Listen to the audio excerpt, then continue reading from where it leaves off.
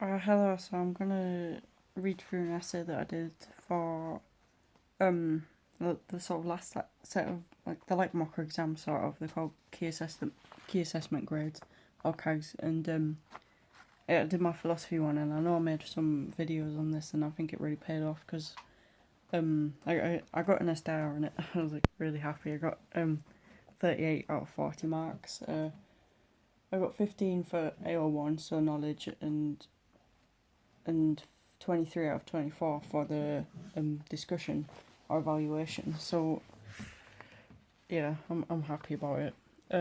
Okay, so I'm just gonna read the essay through, and then when it comes close to having to revise um the problem of evil topic, I've got other videos and I've got an example essay that I can just listen back to. So that should be helpful. Yeah, anyway, the question was assess the view that natural evil has a purpose, and I'm not gonna lie, I hated the fact that there was this question. Because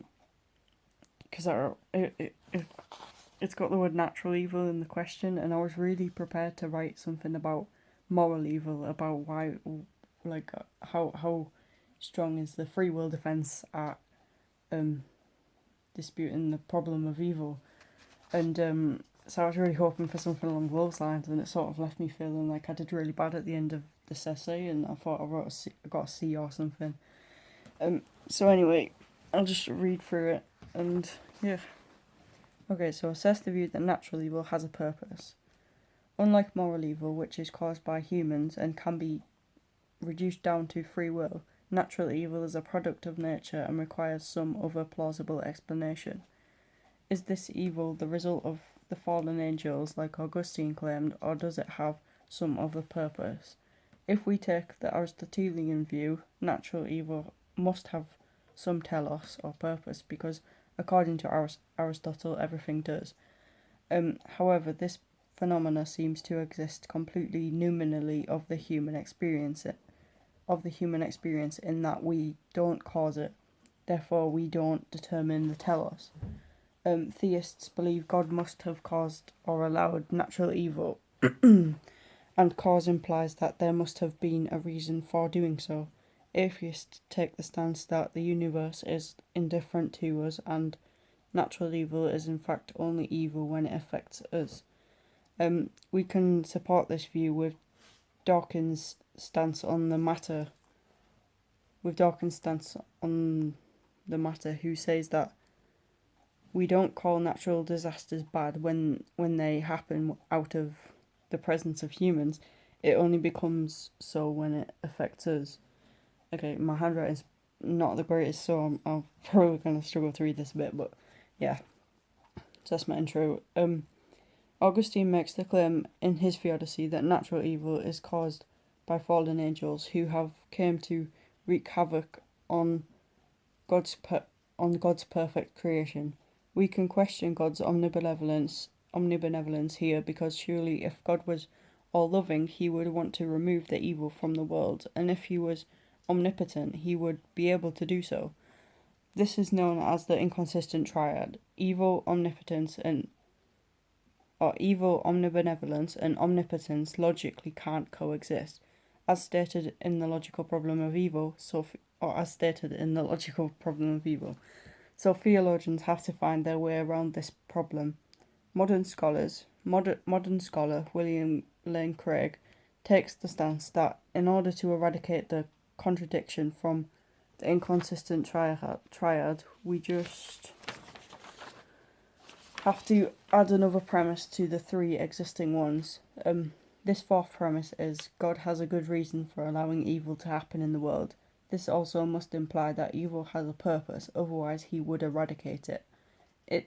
If it didn't have a purpose, we would go back to the inconsistent triad and have to conclude, logically speaking, that God doesn't exist as we know him, meaning his attributes must be false. Some such as some scholars such as Mill take this view and postulate that God must be evil. This is one plausible conclusion to come to, but not one theists are willing to settle for. So the fourth premise is necessary, that the evil in the world is somehow justified by God. The next issue which arises after establishing that fourth premise is, what is God's justification for allowing natural evil? And this makes us question if it's even possible to justify such evils which lead to the broken lives of helpless people. Augustine argues that God allows natural evil to occur in the world because paintings require a dark contrast. And this is known as the aesthetic principle, but I didn't write that. It is essential that we experience horrific events in order to appreciate the beauty of the world. In the same manner that light can't exist without dark, and good can't exist without evil. This seems to be a plausible explanation. Swinburne takes a similar perspective, arguing that evil is necessary because the world is a vale of soul-making, which is a line from a John Keats poem. The ability to go through bad things enables us to appreciate the good things and also strengthen us as individuals. This argument can be applied both to the idea of free will and natural evil. Swinburne takes his point further and says that without evil and suffering in the world, by whatever means this may be caused, this gives human life value because it allows us to empathise and care for others. If people didn't have the ability to suffer, then we would be under no obligation to respect their well-being, and this would seem to undermine human nature as we know it. However, we can refute this by criticising the extent of suffering caused by natural disasters in the world. Is God's justification plausible? Is he right to let millions of children die from famine and to allow villages to be destroyed by earthquakes and volcanoes, all in the name of allowing us to have empathy and compassion for other human beings? There are certainly other ways in which this could be attained. For example, not all parts of the world experience detrimental natural disasters, yet still manage to achieve a sense of community. So it isn't a plausible justification for God to allow natural evil to occur for the purpose of enforcing social consensus and empathy.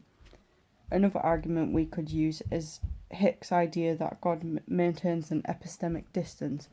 And this is a distance in what we can know about God. So he chooses not to intervene because this would mean that we were acting out of fear and not a good will. If we knew God definitely existed, perhaps this would undermine our free will. However, this isn't such a strong point to make in the face of natural evil, because surely God could just rid the world of natural disasters without making himself known.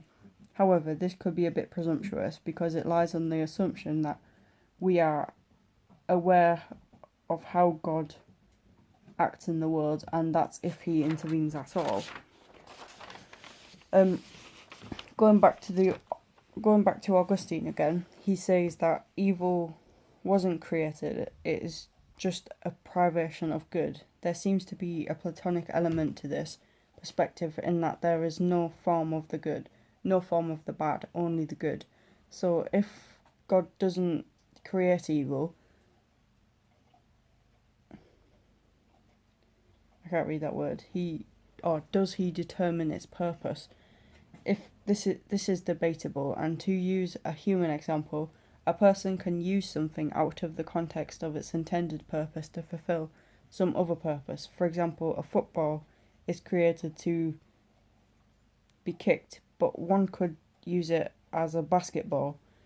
But whether God created the evil or not could be irrelevant, as he still clearly allows it to carry on in the world, and this is where the burden of justification lies. My handwriting's getting really bad towards the end because I start rushing.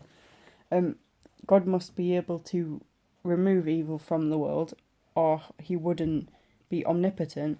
God must want to remove evil from the world, or he wouldn't be omnibenevolent. This is similar to David Hume's view. Okay, overall, there seems to be no apparent justifiable purpose for natural evil. No good seems to come from it. As Dostoevsky said, it's just not worth the evil in the world. And Schopenhauer concluded that non-existence is better than existence. If some worldly inhabitants come to this conclusion, then this supports the view that evil has no just purpose. Yeah. I also came across some more arguments that I could have used in this yesterday maybe, or the day before, and it was linking to that Schopenhauer's point about, because he said that life is suffering, and so we should just learn to bear the suffering. He was against suicide because this promotes more suffering. So by saying that there's evil in the world and saying that humans are the cause of the evil and blaming us for it, and saying that things will be better off without us, well, what's the solution to that? Do you just eradicate all humans? And it's like, well, that's not a good solution. That's going to create even more evil and even more suffering. So we sort of have to find an explanation for it, but also find a pragmatic solution. It's all well and good just blaming people and saying that people are evil, but that just gives people a good justification to cause more evil in the world. Because if everybody's evil, or if most people are evil, then why not just try to destroy them? And so yeah, that's an extra point that I could have had, but I don't know if I'd be able to develop it enough. Anyway, I don't know why I'm saying I need an extra point. I got in the star, so I'm very happy for that. Yeah. Anyway, so that's that essay. I might read through my secularism one after, which I did for homework, and it wasn't in time conditions. This one took me 50 minutes because I get 10 minutes extra time just for apparently having something to do with a slow comprehension rate, and I always struggle to finish essays. So yeah, but I'm really pleased with that. It's my best grade I've ever got at college so far in all my subjects. And I did put a lot of time into revision because I made the videos obviously on my channel, and I'm finding that really helpful, and my teacher said I should just carry on doing this sort of thing.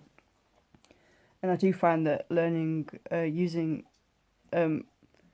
audio helps me as well, like because I can sit and I can read through something, but I find that it takes me a lot longer to take it in. And it's not that I don't like reading, because I do enjoy reading, and I find it is an effective method if you want to slowly work your way through something.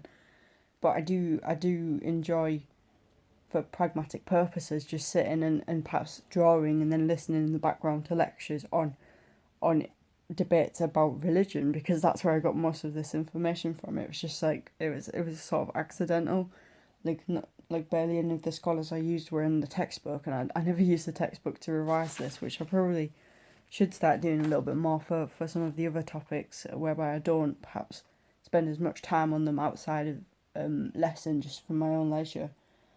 But yeah, I like using YouTube to revise. I find it extremely helpful. Anyway, I'll do this, but for my secularism essay, just for comparison, yeah, just see what I think about the other things. Anyway, right, thanks for watching.